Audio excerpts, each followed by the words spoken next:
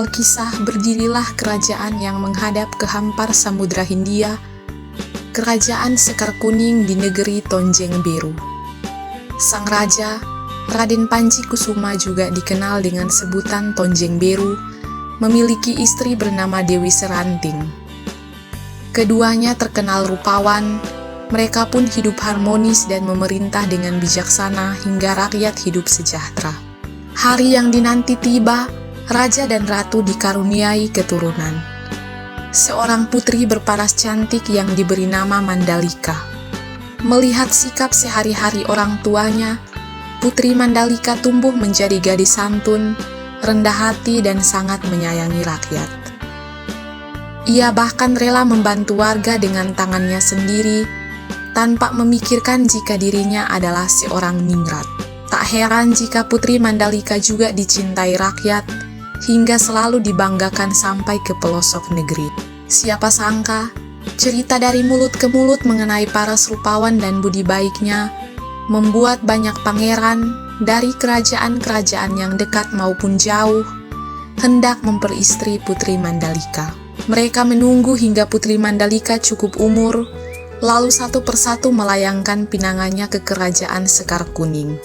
Bersama surat-surat pinangan itu, datang juga pemberitahuan kedatangan para pangeran ke kerajaan Sekar Kuning untuk memberi hantaran dan memperkenalkan diri.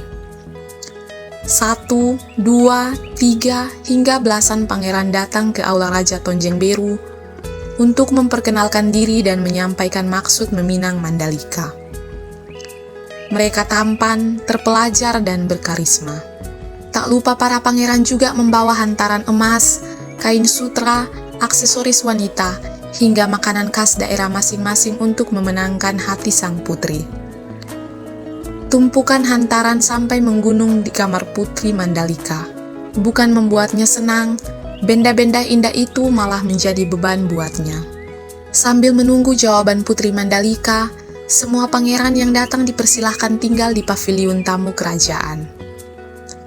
Awalnya paviliun itu sepi dan luas, tapi karena terus-menerus kedatangan tamu pangeran beserta ajudan-ajudannya, paviliun tamu menjadi ramai dan tidak nyaman. Tak jarang, pangeran-pangeran juga beradu mulut dan saling membanggakan kerajaan mereka. Aura persaingan terasa sepanjang hari. Suatu malam, Putri Mandalika datang ke paviliun tamu secara rahasia. Ia ingin melihat para pangeran yang melamarnya. Namun tak disangka saat kedatangannya itu, yang terlihat bukan karisma para pangeran yang menemui ayahnya di aula, melainkan sikap sombong dan kekanak-kanakan para pangeran yang sedang memuji diri sendiri dan merendahkan kerajaan lain. Semakin lama Putri Mandalika mendengar obrolan mereka, semakin kejam kata-kata yang terucap dari mulut para pangeran. Mereka tak segan mengajukan ancaman perang pada kerajaan lain. Ada juga yang akan mengajukan perang pada kerajaan Sekar Kuning jika sampai cintanya ditolak. Kecewa dengan apa yang disaksikannya, Putri Mandalika kembali ke kediamannya sambil menitikan air mata.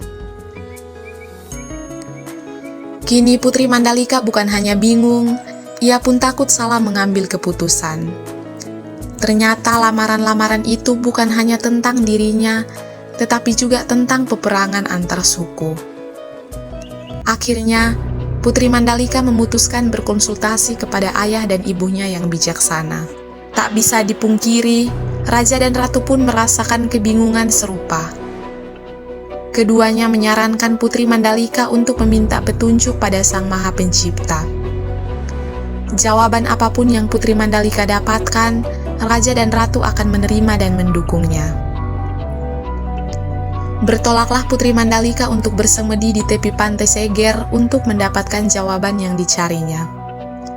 Setelah 3 hari bersemedi, Putri Mandalika mengundang para pangeran untuk datang ke tebing pantai Seger saat fajar pada hari ke-20 bulan 10. Pilihan waktu ini dianggap janggal hingga membuat banyak orang penasaran.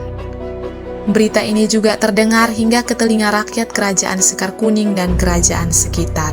Hari yang ditunggu tiba, sang putri tiba diiringi kedua orang tua dan pengawalnya sambil berjalan kaki. Ia terlihat memesona, wajahnya terlihat makin rupawan dalam balutan busana sutra warna-warni yang ia kenakan. Rambutnya panjang terurai di bawah mahkota, matanya terlihat tegas sekaligus teduh. Putri Mandalika menuju ke ujung tebing tertinggi sendirian, membuatnya terlihat di antara kerumunan orang. Saat sinar matahari menyinari dirinya, Putri Mandalika mengatakan dengan lantang jika ia menerima semua pinangan para pangeran. Pernyataan Putri membuat bingung semua orang. Putri Mandalika diperlihatkan pandangan jika menerima hanya satu saja pinangan, perang besar akan terjadi. Putri Mandalika melanjutkan, katanya semua pangeran baik untuknya, tetapi para pangeran harus menjadi pemimpin yang lebih baik untuk rakyat, karena yang ia inginkan hanyalah kesejahteraan rakyat. Ia pun mengucapkan terima kasih atas pinangan dan kasih sayang semua orang padanya. Kemudian Putri Mandalika membalik badan menghadap ke samudra, lalu melompat ke lautan disambut ombak besar yang menelan tubuhnya. Melihat putri kesayangan jatuh ke laut, Raja segera menceburkan diri ke air untuk mencari anaknya. Diikuti oleh para pangeran dan seluruh rakyat yang berkumpul di pantai Seger. Namun dari ratusan orang yang mencari, tak ada satupun yang menemukan tubuh Putri Mandalika. Yang terlihat di dalam air malah ribuan biota laut serupa pita yang menjuntai berwarna-warni. Warnanya sama dengan kain sutra yang dikenakan Putri Mandalika, hingga banyak orang yang terkecoh dan menangkapnya.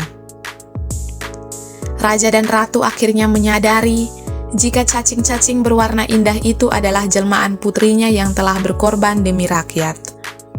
Akhirnya, raja dan ratu memerintahkan rakyat untuk mengumpulkan cacing-cacing itu dan membawanya pulang. Sebagian menaruhnya di sawah dan membuat tanaman mereka subur, sebagian lainnya membuat masakan dari cacing-cacing yang mereka sebut nyale, sehingga kebutuhan pangan mereka selalu tercukupi dan sejahtera seperti keinginan Putri Mandalika. Raja dan ratu akhirnya menyadari jika cacing-cacing berwarna indah itu adalah jelmaan putrinya yang telah berkorban demi rakyat. Sedangkan para pangeran pulang tanpa membawa permaisuri. Namun mereka menjadi pemimpin yang menghargai dan menghormati rakyatnya, bahkan bersedia berkorban bagi mereka, seperti yang dilakukan Putri Mandalika.